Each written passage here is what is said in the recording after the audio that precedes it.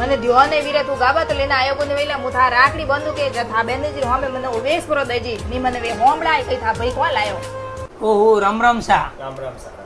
gamma घणा लाया नी मार मां भाई लाया हेंगो बाकी ऊ वेस तो ओळखोण वाळो लागे ओळखोण वाळो गाड मां भाई लायो एयो भाई नी लायो सा वो तो मोरज मातो और मोरज खांडो